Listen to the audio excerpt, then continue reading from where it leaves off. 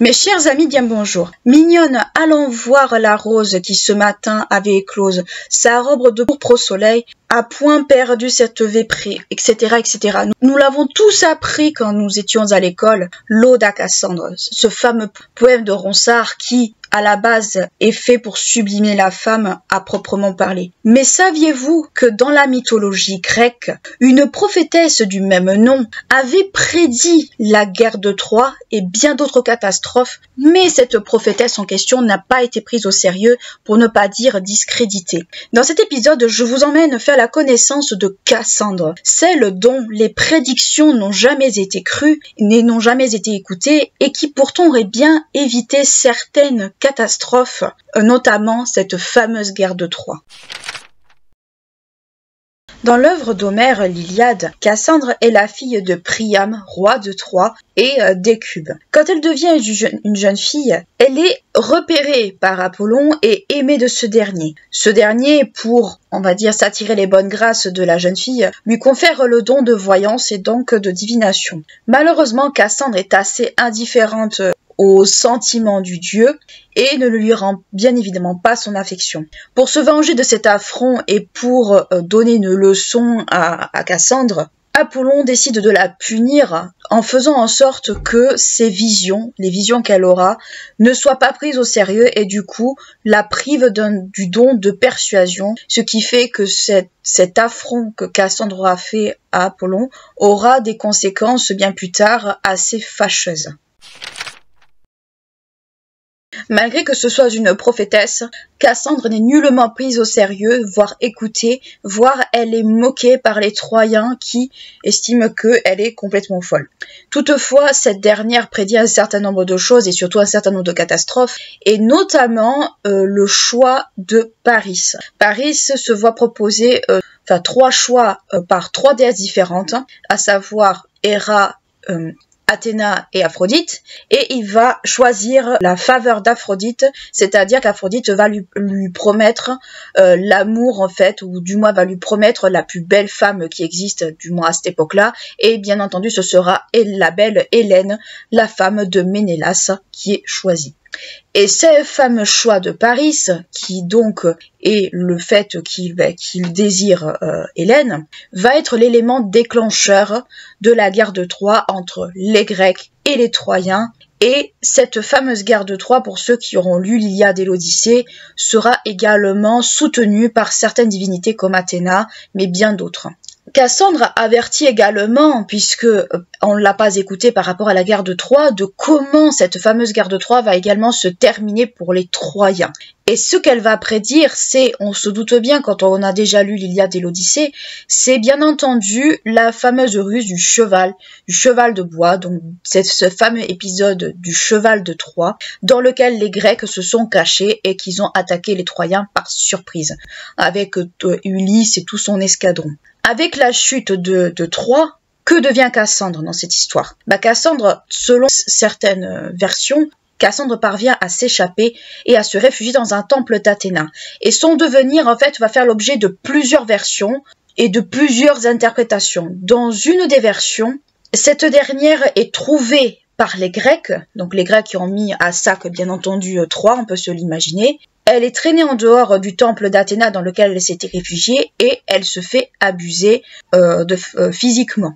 Dans une autre version, c'est de Ajax, le Locrien, dont elle parvient à se soustraire, car celui-ci voulait abuser d'elle, et elle parvient à s'échapper d'une certaine façon.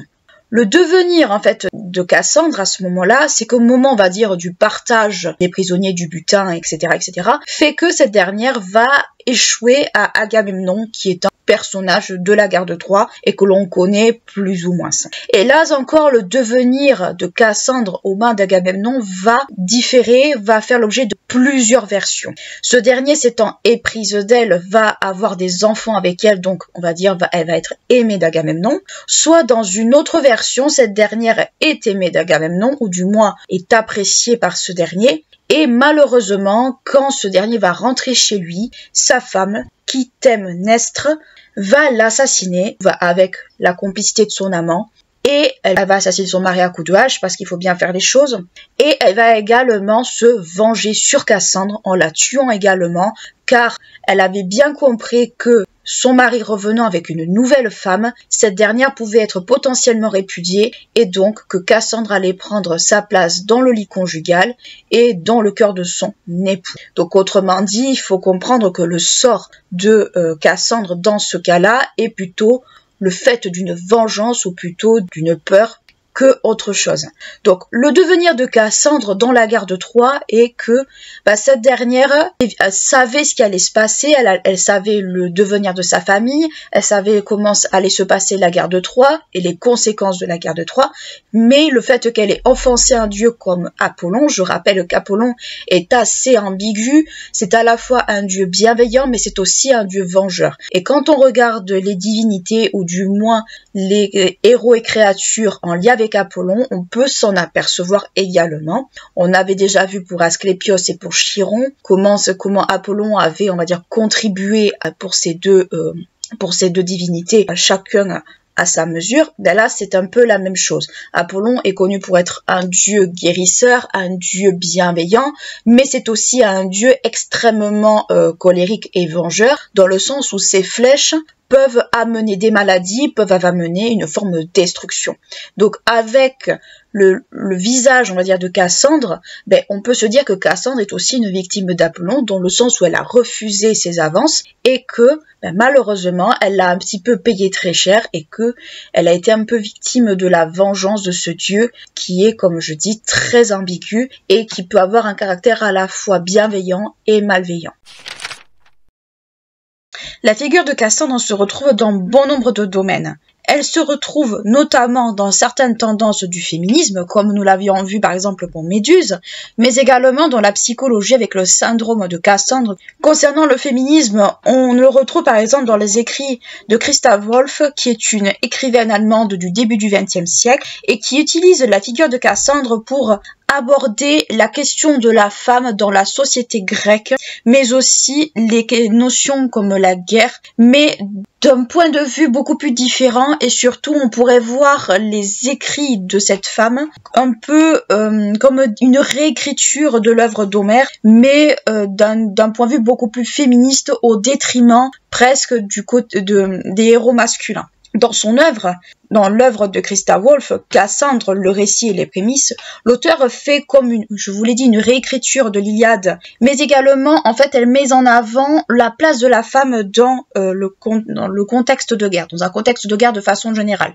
Pour vous expliquer, Christa Wolf est née en 1929, donc post-Première Guerre mondiale, et le livre est écrit dans les années 80, dans le livre Cassandre, le récit des prémices, est écrit dans les années 80, donc presque fin de la guerre froide quand on regarde bien. Enfin, c'est des écrits, on va dire, qui sont très imprégnés, probablement des mouvements féministes déjà de cette époque. L'œuvre dresse un portrait déjà féministe de Cassandre, donc un portrait, on va dire, très éloigné des écrits de Homère, et notamment d'une Cassandre refusant les codes de la société de son époque, à savoir celle de la femme au foyer et de l'épouse, pour choisir, on va dire, une carrière de prêtresse, donc une prêtresse grecque normalement ne se mariait pas, bon, tout dépendait des cultes, mais logiquement, on pouvait trouver parfois des épouses qui étaient prêtresses, notamment à Athènes dans certains cultes, mais c'était temporaire et c'était pour des périodes très courtes, mais celles qui se destinaient à la prêtrise, normalement,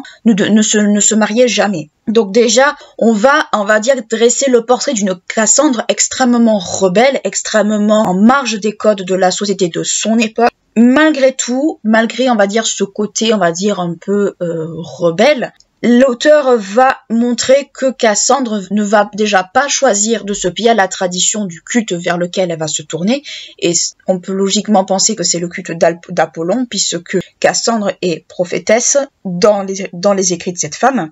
Elle a ce caractère prophétique, donc probablement on peut s'imaginer très bien que c'est une prophétesse d'Apollon, mais ses capacités vont être mises non pas au service du culte de façon traditionnelle, mais plutôt elle va essayer de les mettre à profit pour sa famille. Donc il y aura toujours un peu le côté attachement à la famille, mais ce côté rebelle, du moins c'est ce que les écrits, c'est ce qui ont travaillé sur les écrits de Christa Wolf ont pu dégager de son écrit, le refus des codes en fait de la société de son époque va entraîner une marginalisation de la figure de Cassandre, et du coup elle va se retrouver au banc de la société. Cette vision du personnage de Cassandre, comme je vous l'ai expliqué, est extrêmement teintée de féminisme, mais on va aller encore plus loin en attribuant à cette Cassandre idéalisée et féministe un rôle politique, notamment dans le domaine de la guerre, et notamment avec ce fameux épisode de la guerre de Troie. Donc si vous avez lu Cassandre, le récit et les prémices, ayez bien en tête que c'est une réécriture. Mais toutefois, malgré cette volonté de l'auteur, donc de Christa Wolf, de faire de Cassandre, on va dire, une espèce de personnage extrêmement féministe, peut-être en rapport aussi avec le féminisme des années 80 et 70, elle a quand même rappelé que ça reste une société relativement patriarcale et que la guerre est une affaire d'hommes et pas une affaire de femmes, et que les femmes sont exclues là-dedans, surtout des décisions importantes. C'est tout ça pour vous expliquer qu'en fait, je fais une petite aparté, c'est que en réalité, les écrits de Christa Wolf, même si ils ont, on va dire, une certaine, on va dire, c'est assez imaginatif, il faut pas oublier quand même, et l'autrice en a parfaitement conscience, je pense, quand elle a écrit ce récit, que ça reste une société patriarcale. Toutes les sociétés antiques, grecques, égyptiennes et tout ça, sont des sociétés patriarcales. Et les femmes dans ces sociétés sont considérées comme des mineures. D'abord, elles ne sont pas considérées comme des citoyennes, elles sont des éternelles mineures, c'est-à-dire qu'elles dépendent de l'autorité d'un homme, que ce soit un mari, un frère, un père, un oncle, tout ce que vous voulez, elles dépendent de l'autorité d'un homme. Donc déjà, c'est quand même relativement imaginatif de donner ce rôle en fait à Cassandre par rapport à la figure de la femme de son époque. Alors, on va retrouver quand même ce côté un peu femme rebelle dans Lysistrata. Je vous encourage à le lire si jamais vous avez envie d'une pièce de théâtre un peu comique et surtout de l'époque. C'est assez agréable à lire, pour pas dire que c'est extrêmement comique, et les personnages masculins sont tournés un peu en ridicule. Et ça reste une pièce en fait qui est satirique, on va dire les choses comme elle est, mais ce n'est pas une pièce qui est féministe. Là, Christa Wolf fait de Cassandre, on va dire, un personnage féministe, mais féministe plutôt teinté des mouvements féministes de l'époque, mais c'est très éloigné et très peu vrai par rapport à la réalité de l'époque grecque qu'elle raconte. Après, ça reste basé sur l'Iliade et l'Odyssée, surtout sur l'Iliade, sur la guerre de Troie, avec une conscience parfaite du rôle de Cassandre par rapport à cela, mais on va attribuer à Cassandre un rôle qu'elle n'a pas eu, c'est-à-dire un rôle de premier plan, limite un rôle décisionnaire, ce qui n'a été absolument pas le cas. Et justement, dans ces fameux écrits, Christa Wolf va chercher à faire de Cassandre, on va dire, une figure de premier plan féministe, presque, on va dire, pas dominatrice, mais presque autoritaire. Mais la contrepartie, c'est que ça va être plutôt une mise en avant d'une société plutôt matriarcale, au détriment, on va dire, de la figure masculine, qui va être totalement ridiculisée dans ses écrits, et qui va être réduite plus ou moins à une forme d'infantilisation pour certains personnages, et voire même où les simples évocations de certains personnages vont être réduits à leur on va dire, à leur penchant dans les relations intimes. Ce qu'il faut comprendre en fait avec la figure de Cassandre dans les écrits de Christa Wolf et dans la récupération de personnages dans des mouvements comme le féminisme ou comme dans d'autres choses, c'est que ce sont des récupérations. Autrement dit, quand les récits sur Méduse, quand les récits sur Cassandre ont été écrits, ce n'était pas dans un but d'en faire des personnages féministes, très très loin de là. Là, Christa Wolf, par exemple, a choisi de faire de Cassandre un personnage féministe, donc probablement teinté de préceptes féministes de l'époque de Christa Wolf, donc des années 80, quand elle a écrit son roman, mais ce n'est pas la Cassandre des écrits d'Homère. C'est une réécriture que Christa Wolf a fait au profit, on va dire, de certaines tendances politiques, de certains mouvements. Et c'est pareil à l'heure actuelle, par exemple, pour Méduse. Méduse a été reprise par certains mouvements féministes, mais il faut essayer de se détacher de ça et de comprendre aussi pourquoi on fait ça. Méduse, c'est une femme qui a subi les conséquences des hommes, etc., etc. Cassandre, c'est un peu la même chose, sauf que dans les écrits de Christa Wolf, en fait, on met en avant le personnage de Cassandre au premier plan, mais en contrepartie, ce qu'on va faire, on va vouloir prôner un système matriarcal au sens très dur du terme, ce qui fait que les personnages masculins vont être ridiculisés et voire infantilisés. En fait, c'est un très gros déséquilibre. Il faut faire attention avec ce genre d'appropriation, ce genre, on va dire, de récupération de personnages antiques ou de figures, peu importe. Ça, c'est toujours vu. On a toujours récupéré des personnages ou des reines ou ce genre de choses dans l'histoire pour en écrire un peu ce qu'on veut. Le problème, c'est que ce n'est pas la réalité de l'époque. Donc, faites très, très attention par rapport à ça. Et surtout, ne prenez absolument pas ce genre d'interprétation au pied de la lettre. C'est très important d'avoir un esprit critique par rapport à ce genre de choses. Toujours est-il que partez du principe que ce genre de réappropriation n'est pas la réalité d'une époque. C'est une récupération de personnages au profit de mouvements, au profit de réalités qui sont contemporaines à notre époque. Alors, années 80, ça peut paraître très loin pour certains d'entre nous, mais les tendances des années 80, 70 et 90 sont encore, on va dire, d'actualité. Donc, faites très attention avec ce genre de récupération. En conclusion, la figure de Cassandre est assez mal connue ou peu connue dans tout ce qui est la mythologie grecque, et notamment par rapport à son rôle dans la guerre de Troie. Pour ceux qui ont lu l'Iliade et l'Odyssée, bien sûr, on connaît la figure de Cassandre, et bien entendu, on connaît un peu ce que Cassandre a prédit par rapport à la guerre de Troie, bien entendu, mais à part, en fait, le rôle minime ou pas minime qu'elle a joué dans l'Iliade, on la connaît pas vraiment. On la retrouve dans certains aspects de la culture populaire, mais c'est pas le personnage le plus mis en avant, le plus connu. Dans la culture populaire, on la retrouve dans beaucoup de films en lien avec la guerre de Troie. Prenons l'exemple par exemple de Les Troyennes, qui a été tournée en 1971 et qui met en avant une Cassandre jouée par Geneviève Bujold, qui est une excellente actrice. Ou encore, on peut la retrouver dans des séries animées, mais c'est assez rare. Là où moi j'ai pu retrouver le personnage de Cassandre et qui m'a fait un peu donner envie de vous en parler, c'est la série animée Hercule, qui fait suite au film et qui a été créé en 1998, où le personnage de Cassandre concentre à la fois le caractère un peu féministe et un peu marginal dont je vous ai parlé dans la partie précédente, mais qui a toujours ce côté un peu prophétesse, mais qu'on n'écoute jamais, parce que bien sûr, pourquoi on écouterait une personne dont les prédictions ne peuvent ne pas se réaliser.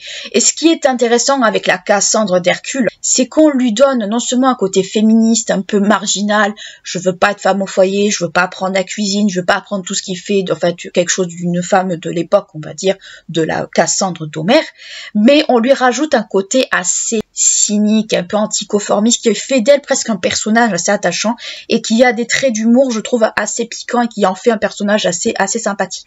Mais de façon générale, la culture même populaire va plus mettre en avant le côté prophétesse et le fait que personne ne l'écoute, plus qu'autre chose. En fait, on ne retient pas grand-chose de Cassandre à part ce côté-là, et c'est dommage parce que son rôle dans la guerre de Troie, on le connaît ou sans le connaître, on n'en a pas forcément conscience.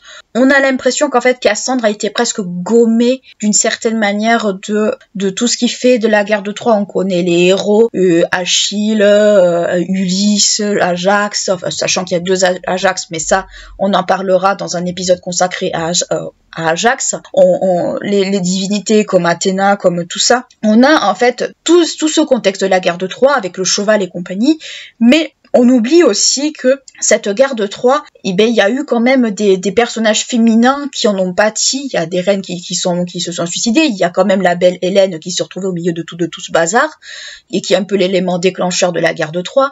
Et Cassandre, dans l'histoire, avait prédit justement que le choix de Paris allait conduire à cette guerre, mais on a fait le choix de pas l'écouter parce qu'encore une fois, c'est une femme. Les femmes n'ont pas le droit à la parole dans la société grecque. Les femmes ne sont pas reconnues comme citoyennes. Les femmes sont des éternelles mineures. Elles sont là juste pour s'occuper du foyer, s'occuper de toute la gestion du foyer, des esclaves et des enfants. En gros, de façon caricaturale, on peut, et de la bonne, on va dire de la bonne gestion de façon générale. On peut caricaturer un peu la place de la femme dans la société grecque comme ça, mais ça reste quand même une réalité qui est malheureusement une réalité d'époque. Donc, c'est vrai que la place de Cassandre dans la guerre de Troie est quand même pas toujours facile à voir et toujours facile à distinguer. Je vous remercie de m'avoir écouté durant cet épisode. J'espère qu'il vous aura plu, que vous en aurez appris davantage sur Cassandre et pas seulement en dehors, on va dire, du poème de l'Ode à Cassandre de Ronsard, qu'on a tous appris,